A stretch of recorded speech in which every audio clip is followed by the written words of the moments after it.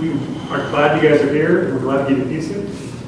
This is premium content for free. No, didn't we charge it? Oh, We're going to charge everybody before they leave. They can't have it. That's what it is. No, yeah, so Katie's the designer at Sparkbox. She's joined us, Sparkbox, just a little bit after I did, about a year ago. And so, Katie, thanks for coming and sharing with us. Thanks for coming to my office. Yeah. So, my name is Katie, and I work at Sparkbox. I currently live in Columbus. Before that, I was in Austin, Texas, and before that, I was in Cincinnati. Is anybody here from Cincinnati? Nice. Okay, you'll appreciate my next joke then. When I go to conferences, I'm always like, Cincinnati is the home of Skyline Chili, 3 of the members of 98 Degrees, the Cincinnati Reds, which I love, and this mall. Has anybody ever been to the Cincinnati Mall? Yes, that mall is abandoned. Yes.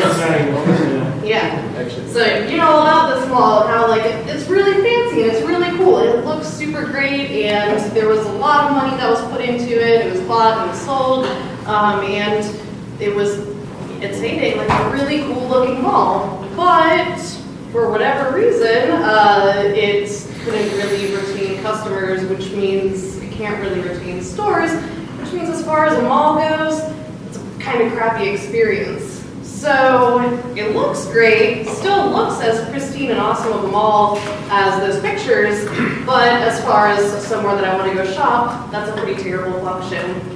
These are pictures that I took at one of the department stores there. This is like what it looks like, pretty abandoned and sad as far as a mall goes. And this cookie's even sadder. Thank you. It was there. I don't know how long it was there. That's how I saw it. Yeah, there was nothing else in there but this like really, really sad stale cookie. So we can kind of think of our sites in the same way. Things can be really beautiful, but for their intended purpose, if they don't perform very well, that's not a very great experience. When we talk about performance, a lot of times people think that it just happens in development and that it just happens once the developer gets it, they can just do all of their magic and make it fast, no matter what it is. But bulk of performance really needs to happen from the first conversation that we have with the client all the way leading up to development and really set up the developers for success for that to be a really fast build. So if you aren't thinking about performance, it's really important to start now. It's really great to see people coming out to meetups and trying to learn stuff, and you hopefully soak up some great knowledge and try to go back to work and incorporate it. So performance is really important to start thinking about now. Laura Hogan, she wrote a book, Designing for Performance, I think last year, earlier this year. And it's really great, and I really love this idea that she has in the book, that it really comes down to being a cultural challenge. It's not a technical one. We have all the means to build really fast sites, but there's often lots of hurdles that we encounter that prevent us from building really fast sites. So to try to learn about that, because I have very limited experiences. I've only worked at small agencies like Sparkbox, and so I know the stuff that I encounter at an agency, but I wanted to know what other people encounter at different types of environments. So like it was said, Tim Catholic and I started this podcast of the same name, where we interview people to gain insights to how they started to incorporate performance and foster that culture. So that is one way that I started to learn from other people's experiences outside of my own to try to talk about these hurdles that people encounter. And I also sent out a survey when I originally wrote this talk earlier this year, where I asked people, some of the problems that they ran into and some of the constraints that prevented them from really thinking about performance. So I got answers from people at small companies and big companies and everything in between, from client services to product and in-house and stuff. So I got a variety of answers and could kind of pull out some of the common themes. Yeah. Sorry to interrupt. Maybe you want to explain who Tim Catholic is. Maybe some don't know him. Oh. Because you mentioned him and Alec mentioned him. But we never give any reference, like who's this guy, these guys are talking about. Oh, he's just somebody who writes and talks a lot about performance and performance budgets, which I'll get into and stuff. But he's just a good developer who thinks about this stuff. So the answers that I got were, this was really inspiring to hear that many people felt empowered to make change in their organization. Because like I said, it starts with you sort of learning about this information, and if you feel empowered to ignite that change in your organization, to start that culture of performance, then that's a really good start for trying to see that change. And this was a really interesting answer that I got, in that it's good that the majority of people are thinking about performance and currently prioritizing it, but also almost half of the people are not currently prioritizing performance in their work. And that's alarming to me, because if we aren't prioritizing performance, all of those other efforts, good UX, good responsive design, all of these other things risk failing entirely, like that model that I showed you earlier. If the site never reaches our user, then we never actually get to see any of that good design and UX and front-end development, animations, and all those other things. If the site performs slow, those risk entirely. So, as I've been saying, change begins with you. And one of the common sentiments that I got from the survey is this idea from developers, I just do what I can when no one's looking. If I'm a developer, I know ways that I can make it faster, and I'll just do that on the download, maybe off the clock, and I'll just try to make it faster when and where I can. But this isn't enough. We really need to have everybody on the team thinking about it and prioritizing that across all of the roles, because just doing what you can when no one's looking isn't going to actually see those really big changes that we need our sites to have to be more performant. So the good news is that many people find advocating for performance really works for them, and hopefully for the people that are saying it doesn't work, hopefully I can give you some tips to try to make that advocating work. So some of the common hurdles that people run into is leadership not caring about it, designers handing over some really heavy designs that just will never be made fast, other developers not caring, and several other reasons. So other priorities just often take precedent. This is something that I hear over and over again, like, well, I know I should be building stuff like with performance in mind, but I just have all these other things to juggle. But like I've been saying, all those other priorities above performance will maybe never even reach the user if the site doesn't perform well. So I'm going to start with clients. How many people here working in client services? Oh man. Not that many. Well, I have a whole section on clients, which hopefully resonates with those of you who don't deal with clients as well. Something that I hear over and over again is just that clients don't see it as a billable priority. So if the people that are paying us don't really care about performance, then how are we supposed to really make that front and center?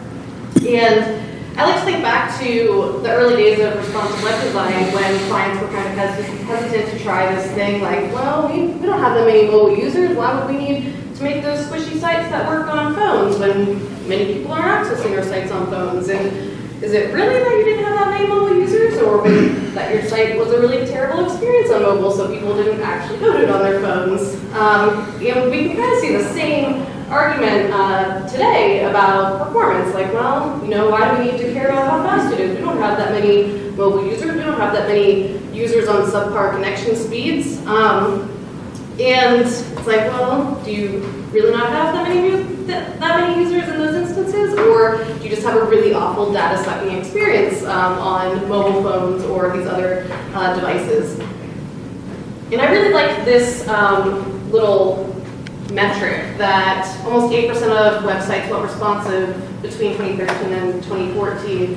That sounds like a small number, but when you think of all the websites that are out there, that's huge, and that's awesome. And what I really like about this is that shows me that the things that we as a web community care about and are passionate about and educate our clients and those that don't make websites every day, when we have that passion and are educating them, it really works. And we can see those changes. And I don't think that I've designed a site in the past 4 or 5 years where the client hasn't asked for it to be responsive.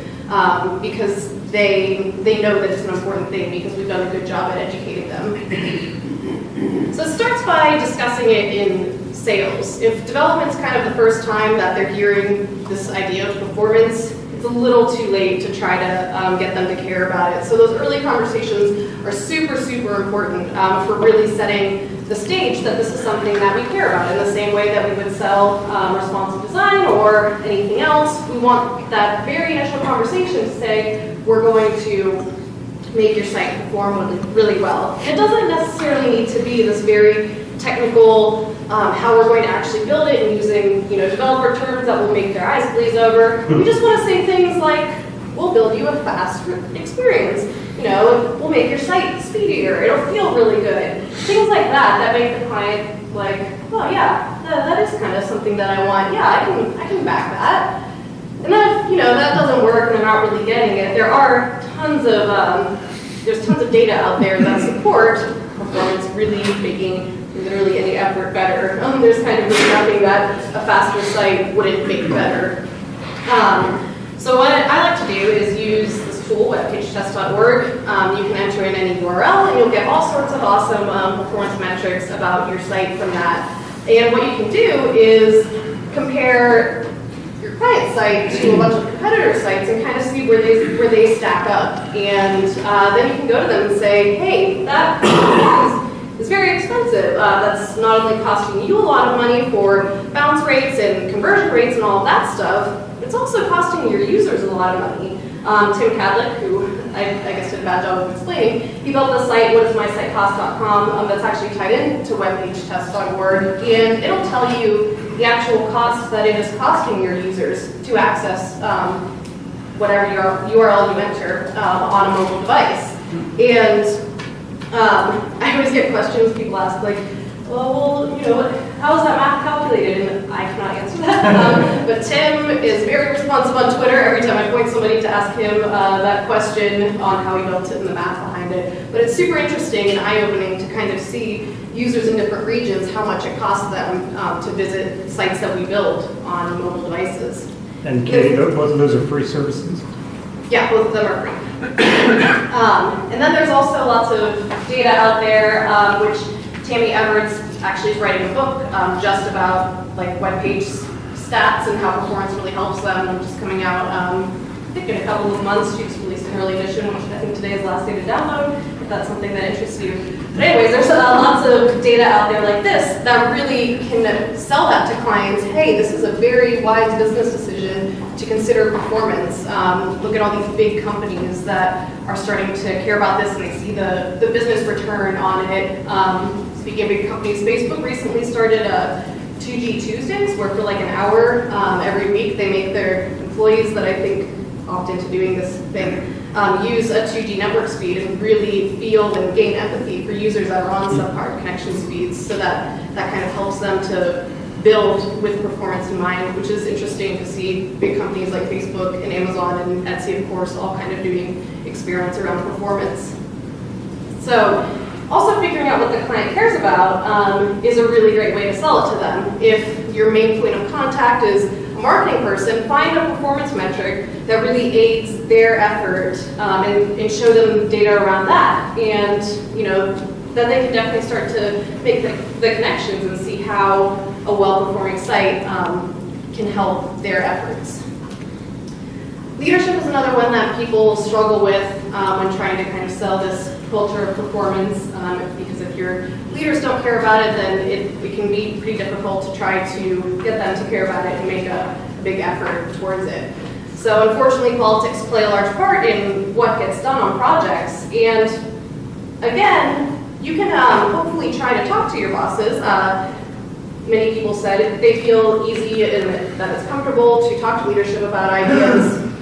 So that is a really great way to go back with all of these ideas that you want to try and try to sell them on why this is something we want to care about. So lunch and learns are a really great way. Maybe you play around with something with web page test or other tools and stuff, and then you can share that to your coworkers. And again, it's all about getting your teammates and everyone else excited about this thing and how you want to use it. And the other thing is, performance is a reusable process. It's not this one-off thing, this one very specific thing that we want to learn, this one very specific client project. It's something that is going to permeate all of our process across all of our projects, hopefully forever. And you can offer to own it for like a trial run for an internal project or your next project or something. Just really try to run with it if this is something that really excites you, and hopefully that excitement will kind of catch on to those around you. This is one that I think hits home for a lot of people who deal with project managers, that resource just isn't really ever budgeted for it. But performance isn't really a line item of hours. It's not just, well, here's this bucket of 5 hours to make the site faster. It's, again, part of everything that we do. It's just part of how we work, like responsive web design is, or accessibility, or things like that.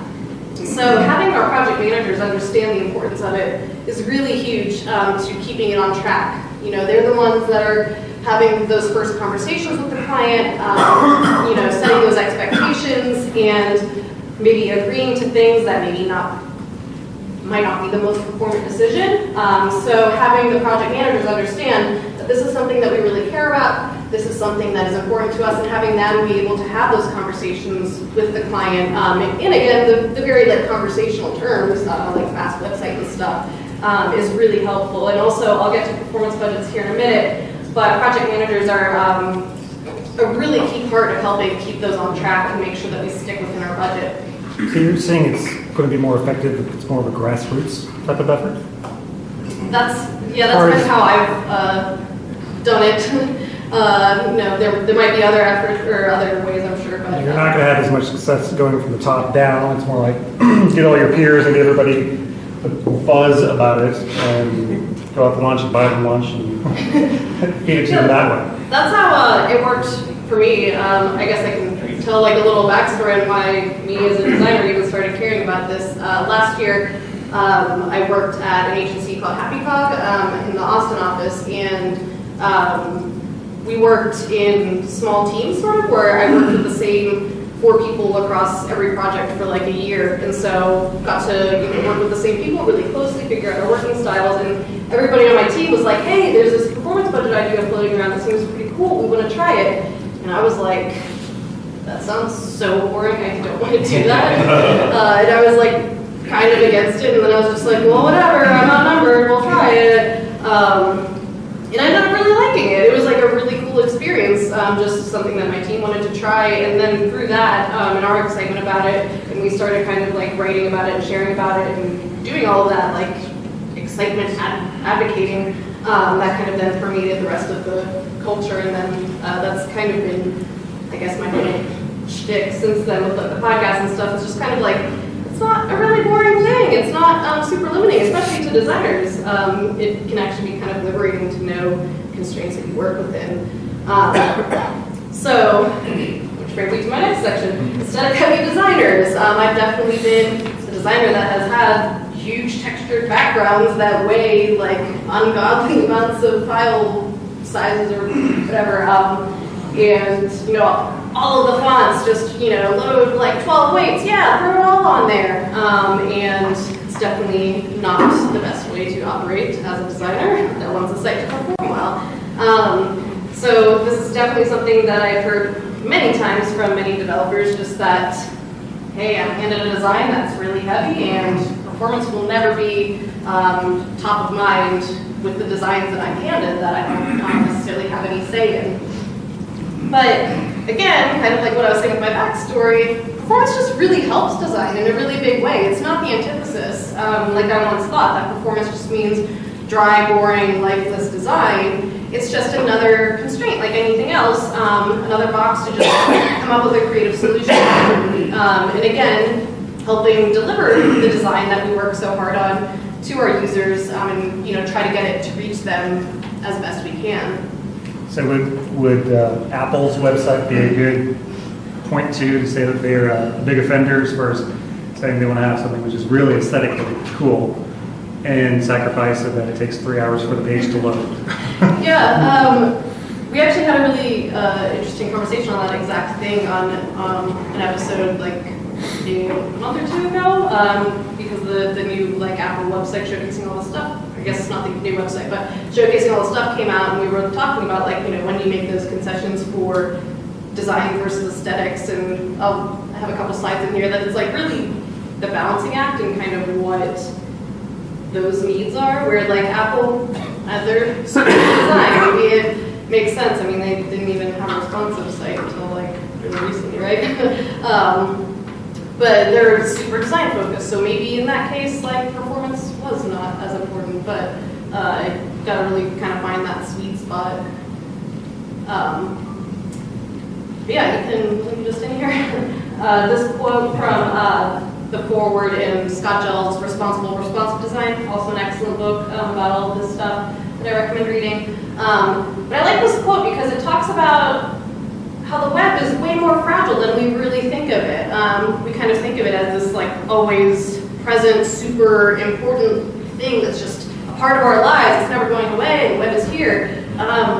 There's a lot of things that can happen to the web that can cause our sites to not reach our users. There's how many times can a network drop out? You were just saying that meetup last night, there was lots of connection problems. There's so many of these instances where the web can just not work that really prevent our designs from reaching our users. This is a screenshot that I took on my iPhone i6 on my high-speed internet at home. In reality, like some of the best conditions, like much more than the majority of the world. And it still took seconds to load, enough to where I took several of these screenshots. And granted, this is Facebook, so people will generally wait around for this to load. But if this were a site that maybe we're used to building, that not that many people are, have embedded in their lives in something like Facebook, I never know what that design looks like. I'll never know what that UX effort was. I'll never see those CSS animations and all those other beautiful things because I could close out, I could lose my connection. There's so many things that can happen where this is, everything that we see from all of our hard work. So where's the bounce rate start really kicking in? It's within like seconds when people hit the page and they get whiteness. You had a blue bar of some progress. Oh, yeah. So it's like seconds. So it isn't like half a second or a second, and you start getting serious bounce. It's pretty minor changes can see really big impacts. Etsy has tons of experiments on this stuff. They've done ones where they've added fake float to a page just to kind of see what the bounce rate difference is. I don't know the numbers off the top of my head. They have it, I think, codiscraft.com. That's where they kind of document all of their experiments like that. But yeah, they've seen some pretty surprising numbers happen from these experiments of kind of falsely slowing down or speeding up pages. Yeah, the last stats I heard from Google were you have 2 seconds and people are gone. Yeah, and I think didn't Google start playing around with how much pages weigh and their rankings? I feel like I saw something about that recently. Yeah. Yep, that's part of their algorithm. Yeah. So that's they have a way super important. what's above what they consider the full.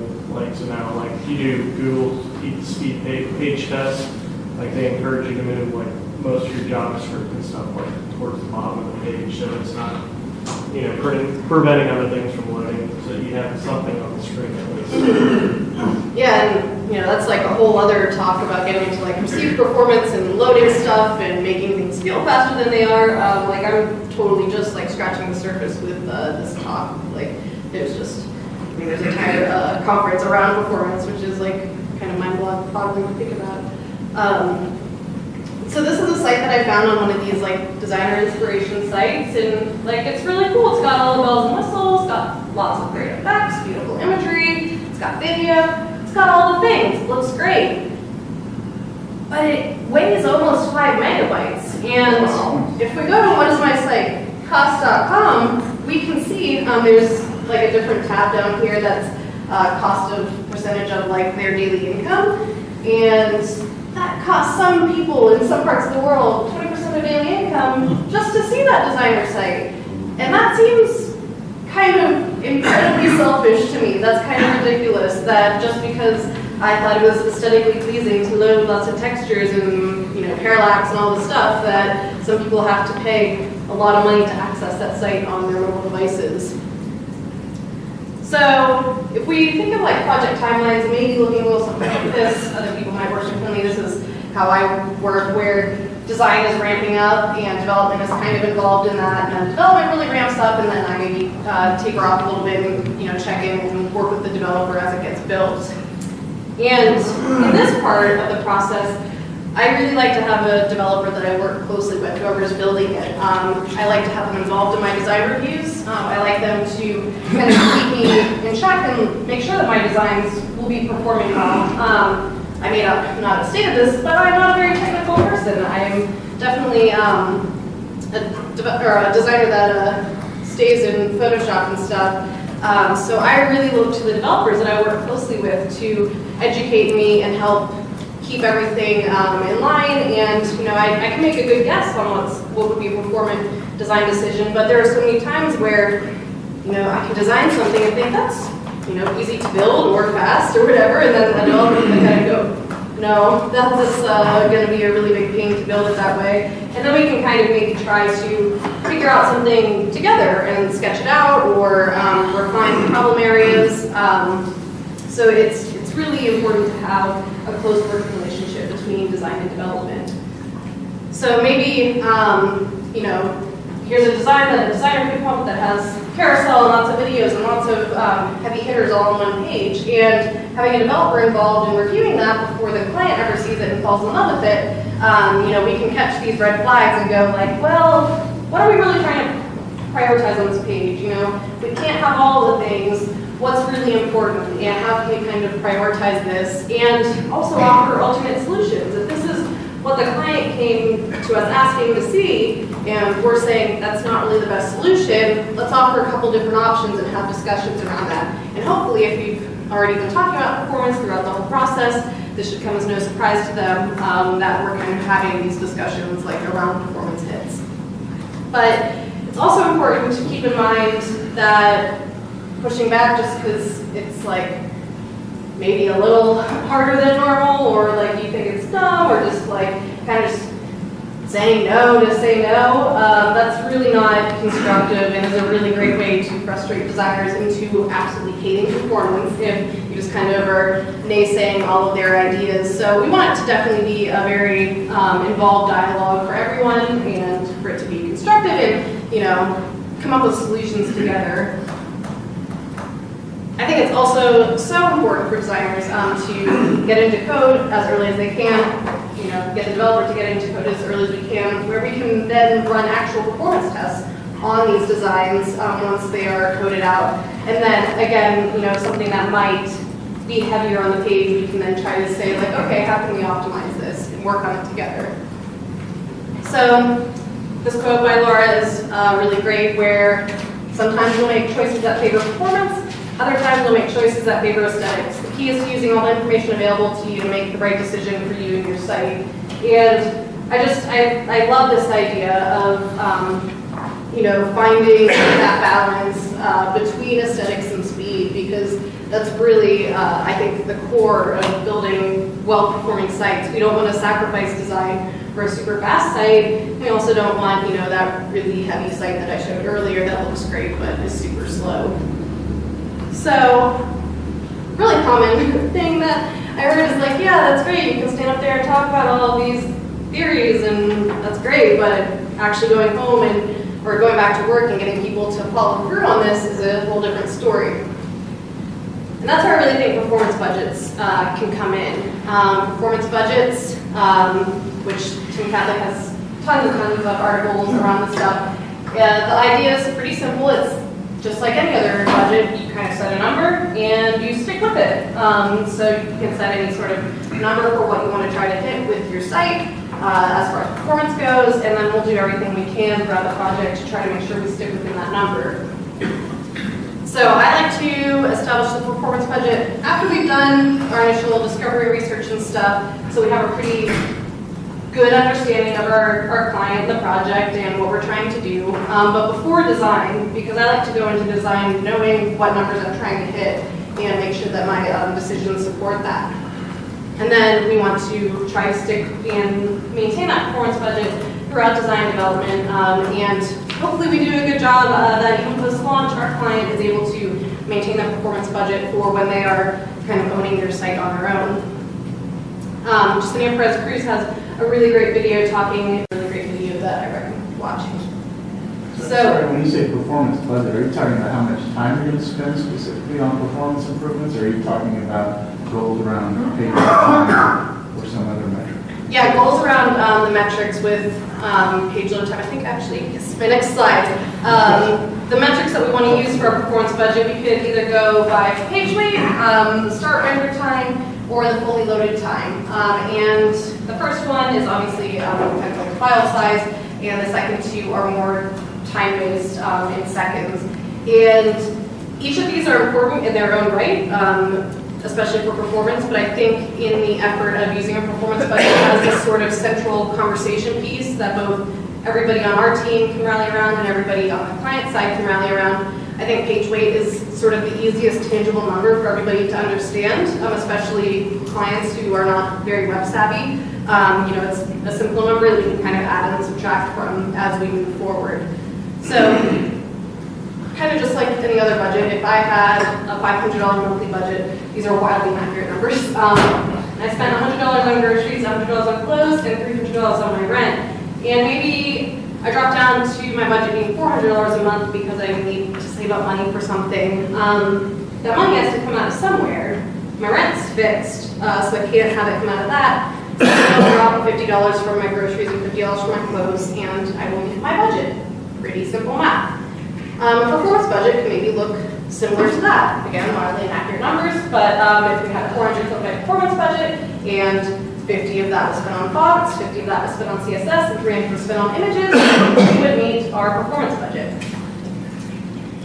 But, we can shift these numbers around. They don't need to be specifically to each little section that we want to have in our budget. We can move these numbers around as long as they all still add up to 400. So maybe we want to add some more fonts and add some JavaScript. So we'll pull those numbers out of the images bucket and kind of shuffle them around, and it still adds up to 400, and that's totally fine. Because kind of like any other budget, we can't spend what we don't have. So using this with clients, like I said, using these numbers, pretty easy for them to understand and really see that impact as we move forward with the build. Working with their team to get them all on board and understanding it is super crucial. And what I like to do is, whether in Basecamp or whatever project hub that you use with them, have a page that really outlines all of this stuff.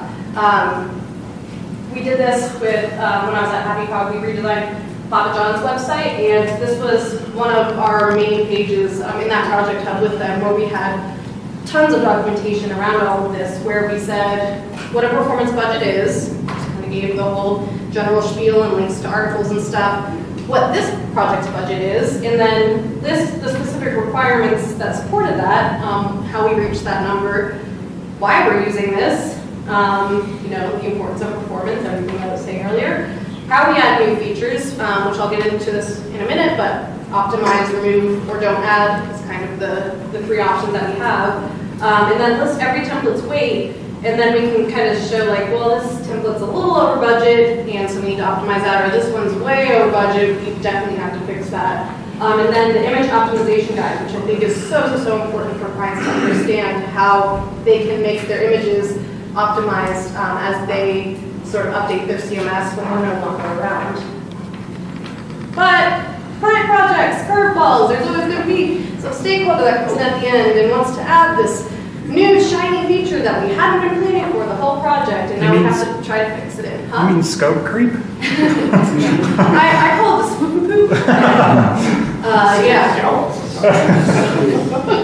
So when this happens, we have three options. And again, talking about performance of the whole project, this should hopefully come as no surprise to their team that like, whoa, that's really building this performance budget thing.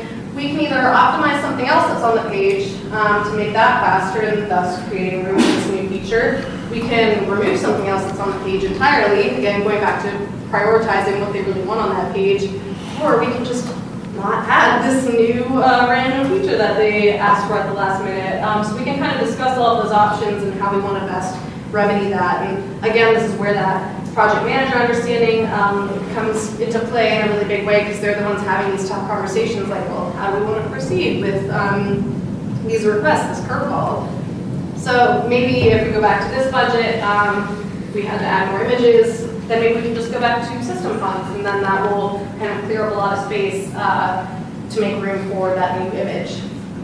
Because again, like other budgets, we can't spend what we don't have. We can't just create this new space out of nothing, because then that kind of defeats the purpose of having the budget in the first place. I think this is super important for designers to understand and use when they're making design decisions. And again, it's just another constraint. And constraints can be really freeing. And I like working within constraints, and I like knowing the constraints that I work within before I design, because then we can come up with some great solution that meets all of these things. So determining the number before design, I definitely work really closely with the developer to kind of come up with a number that will, not totally destroy having any super creative design, but also wouldn't be a super heavy number. So working together to kind of have conversations to determine that budget is really important. So maybe I can come and say, like, well, I know that the client has this promotional video that they've been working on for a long time, and we have to include it on the homepage. So really jazzed about it, like non-negotiable, we have to have this video. And maybe the developer then can weigh that video or kind of take a guess, and then maybe make suggestions for how many fonts I can use. Or I say, we have to use these 2 brand fonts, we have to load both of them, and I know we don't want to, but then they can maybe suggest how many weights I should use of each and try to limit it that way.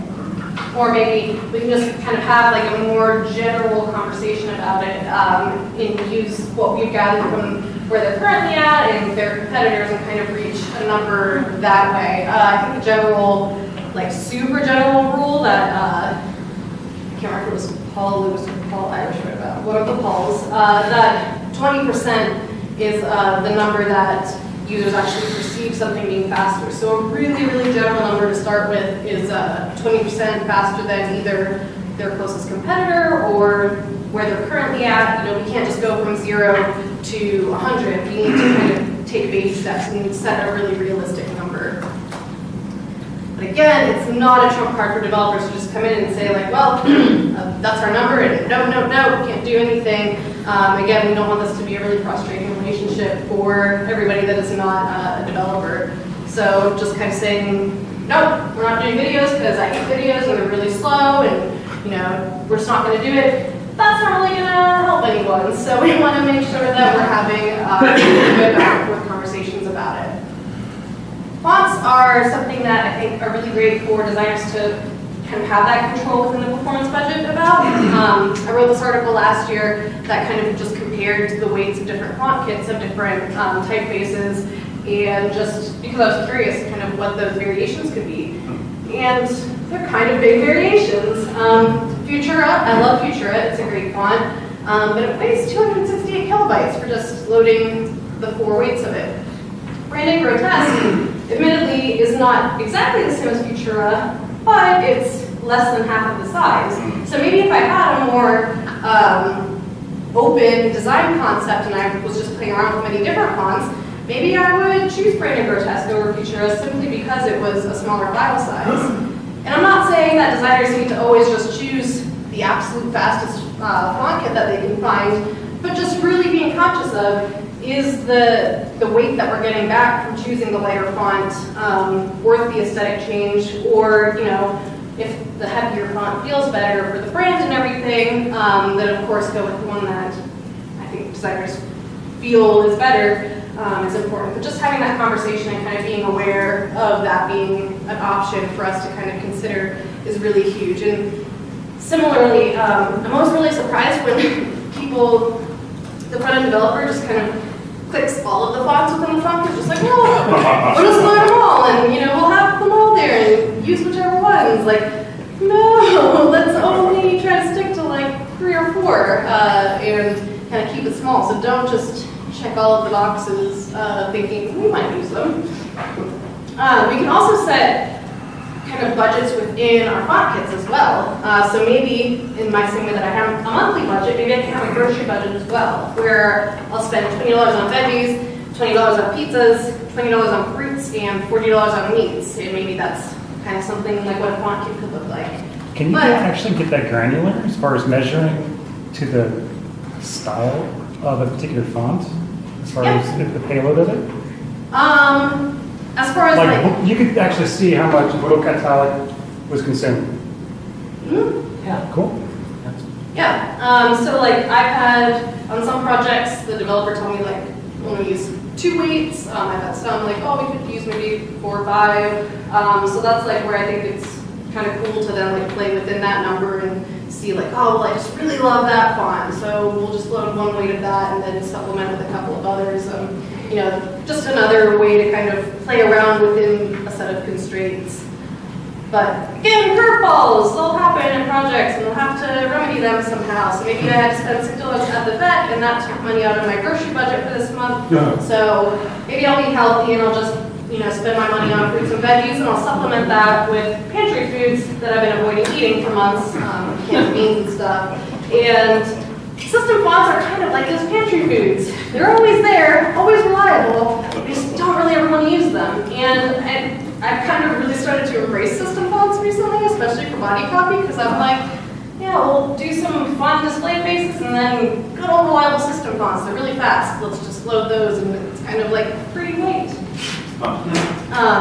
So how does this all hopefully set up all of you fine developers to have a faster build? Well, we've been telling the client from the beginning why this is super important and they hopefully understand the benefit. The project manager understands and we've been advocating for it every conversation along the way. Design is done within a performance budget, so hopefully you won't be handed incredibly heavy design. And then now development is prepared to successfully integrate performance as a priority. So I've been standing up here talking about like advocating and stuff, and resources are super important to that. So we actually started a performance Slack group, which you can go to this URL and self-invite yourself. I think everybody that I mentioned in this presentation is in that Slack group, and it's kind of cool. You know, anybody who has a question about performance, way more technical than I could probably answer, there's probably some super smart person in there who will answer it for you. So that's really great for people kind of trying to get into it. And also all of the kind of books and articles that I referenced, and I have these slides online as well. Thank you.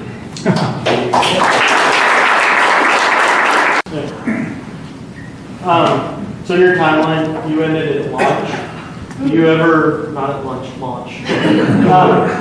Do you ever do anything after that as far as like A/B testing or anything like that to see like, well, if we were to increase our budget 100K and have a little bit more aesthetics and a little bit less page load time or longer page load time, we end up with better results, worse results? Do you guys ever deal with any of that?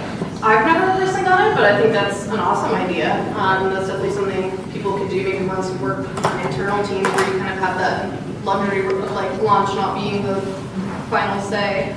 But yeah, I personally haven't, but I think those sound really cool. And then it's also kind of with that, like with responsive especially, do you ever have different budgets based on screen size? I get that question literally every time that I made Tim answer it on today's podcast. So I have that answer fresh in my mind. Yeah, no, that's totally cool. It just depends on how granular and how layered you want to get for it. And I think Laura actually has a chapter about this in her book where some people find that that's really helpful to set different budgets for different devices or connection speeds and stuff like that. But again, you don't want to go from like 0 to 100 where like maybe this is your first budget, just kind of keep it simple with one. But yeah, totally is possible to make sense to do multiple ones. With the two typefaces you had prepared earlier, I thought that was odd because the one that was lighter looked like it had even more complex letter forms than Futura. Did Futura just have more characters subsetted in it? I actually don't know, and I was like really surprised when I was kind of weighing the different ones that like sometimes different services like cloud typographies were actually significantly heavier than like type kits. the geometric sans serifs like Futura for some reason were heavier than other ones. Like I actually don't understand, Yeah, what those because are. I was thinking if we could figure out if it was encoding more characters, like, in a lot that you're never going to use on a English site, you have your cake and eat it too, or something like that. Yeah, that's like when you make at least like on Kit, I'm sure you can uncheck the characters that you aren't using. That's another way to reduce the size of the overall kit. Yeah, I saw it. Mhm. No kidding. I think they just implemented that maybe within the last year. Yeah, because I don't think any UTF-8 font would be super heavy compared to like a regular Latin-based font. Yeah, there's like tons of variables. When I wrote that article, it was like simply just be like, designers, think about it. Just keep that in mind. Yeah, I saw a unique tactic where their headline display font, they made all their headlines small caps instead. So they just left out all the lowercase characters to meet their budget. And I thought that was a interesting, creative way of getting around it. But the other thing I just wanted to ask was from a designer's standpoint, like Ilya Grigorik, I think, had written about just downloading the book face and having the browser synthesize the bold and italic faces, because they'll do that. But from the designer's standpoint, how big of a sin is that? Like the worst. That's why I'm like grimacing up here. Like that's like, I also teach a girl development typography class, and that's like one of my slides is like, never do faux bold and faux italic. So, that would have to be a battle that I guess I would have to fight. I thought there was a unique middle ground though, because someone pointed out, you saw that screenshot, like the Romney thing where he said he wasn't running for this year or something like that, but because wasn't was emphasized, it was in a boldface. So then they did it later until the headline looked like he was saying he was running this year or something Oh, like that's that. funny. No, I didn't see that. And so the compromise that was proposed is you let the browser synthesize those faces until they arrive, and then you swap them out. So you get like a really fast first render, but then you only have to commit previous design sins for about 500ths of a second or something. And I think Zach Leatherman, he works at Filament Group, and he has like tons of articles and talks and stuff about like flash and unstyled text versus the flash and what does the I stand for in FOIT? Invisible. Yeah. Yeah, and on all that stuff that he explains way better than I ever could. That's really good. How do you go about weighing stuff? Have you done any of that front-end stuff? We have like tasks that are kind of like automatically running So, these tests. yeah, and if you stuff. have build tools, one of the things that we do, is a build tool like a golf or a grunt, something like that, and where it's building all the pages. You can specifically have a task that grabs all your assets, your CSS and your JavaScript, and displays to you what those boundaries are. You can actually have it trigger something, flash red lights or something if it goes over a certain. You have a resource links off of the Path Performance website, don't you? Because I know that Tim's got some He's tools. wrote I think a grunt task about it, and I know He's all also, this. he did that spreadsheet also. That was Andy Davies, but yeah, there's like ones, that doesn't necessarily, that doesn't measure the pages that you're doing, that's like for populating that spreadsheet with different sites from my page test, where it's like kind of like comparing the competitors and stuff, it'll like populate all of that information, not necessarily what you are building. Can you just look at the bullet tab, the browser? Doesn't what page test you do? Yes. Design and the size? Yeah, it gives you all that stuff. This is like a fast way to batch test like a bunch of different URLs at once, and then kind of like fill that in rather than kind of doing individually like 3 minutes per website or however long it might take to fetch. Are you thinking about a specific weight number, the final bottom line type of thing? How do you get to that split thing? Or I was thinking more along the lines of split it out into individual pieces like you have in JavaScript, CSS. You can just use the network tab in the browser. Network tab. Yeah, you do like any Chrome, Firefox, like if it's an existing site, you can just open the developer tools and look at the network tab. Yeah. And you can filter by types of file and all kinds of stuff. So, How do you define or establish a budget for the first time? So that's kind of dependent on what the client wants. I like to kind of start by looking at it and where their competitors are at, and then try to find like a good middle ground number that actually seems achievable. Then we can set a really fast one and then just like never be able to reach it because we know the client has tons of image assets and stuff like that. So 20% better than one of those is kind of like generally where we start, but that might, you know, be lower or higher depending on conversations with the client. Do you ever have budgets related to number of files? Because like most browsers have like a limited number of resources it can load asynchronously. Like Chrome normally I think it's like 8.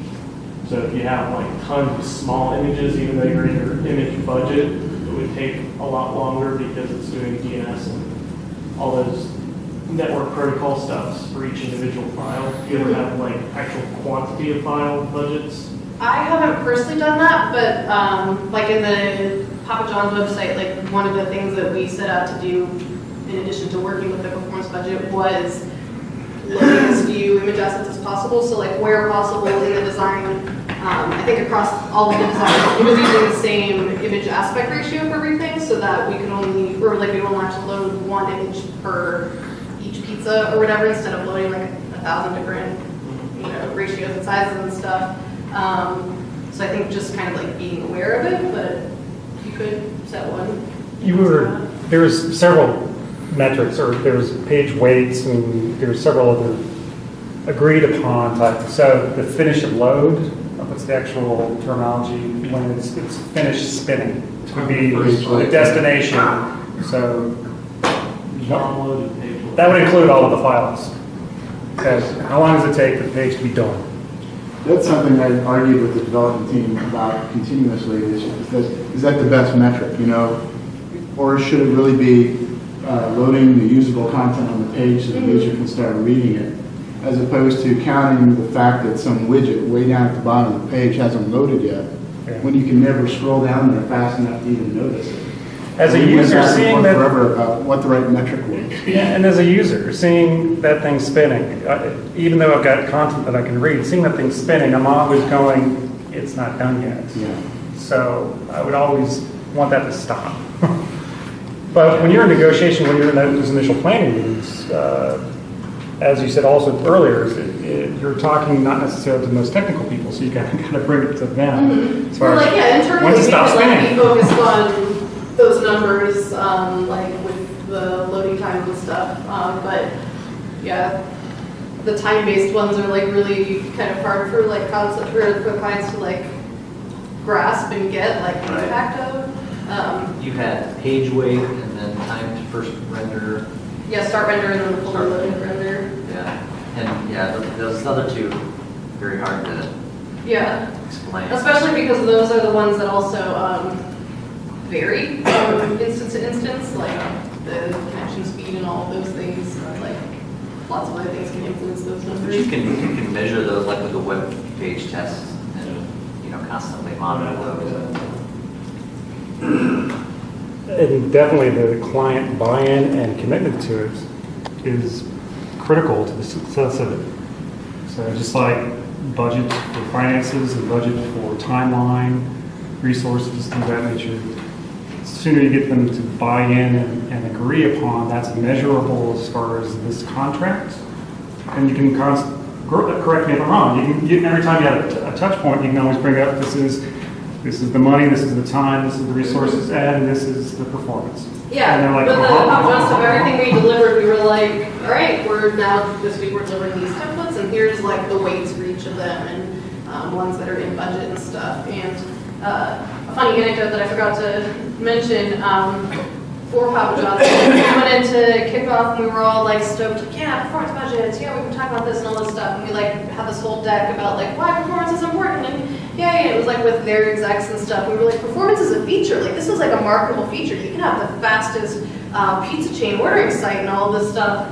And they were just like, no, that's not marketable. They were like, we want like, what's the Domino's like pizza truck one? They were like, we want something like that. Like, that's the future of what, and then, like, a couple of weeks later, like, not that long later, Pizza Hut had the Blake Shelton commercials where he says, it's fast like a cheetah, and he's ordering from the, I think it was Pizza Hut or Domino's, where he's ordering on the mobile site saying, it's fast like a cheetah, and then they were like, okay, yeah, we want that. So you banked up some credibility. Yeah. One other comment, this is an interesting study, I just heard a guy at Google talking about, kind of is on the opposite end, but he was talking about a case study Travelocity did. And while they wanted their website extremely fast as far as like selecting options, they found that, once you have your search criteria in there and you hit find my flight or find my trip, they actually found by the more seconds they added to the calculating and finding, they actually had much, much higher sales.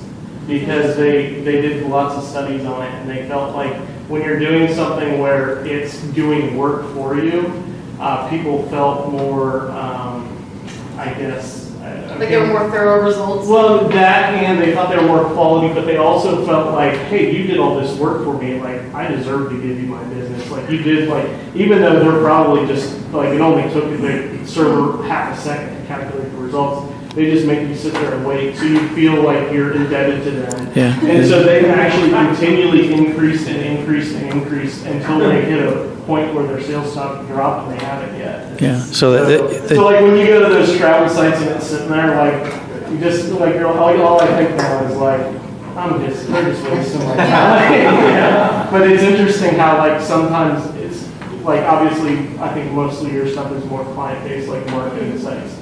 But when you're talking about possibly like a service type thing, sometimes speed isn't always the best thing. right, they trust the transaction. Right, yeah. So it's just an interesting thing I heard really recently from a Google guy.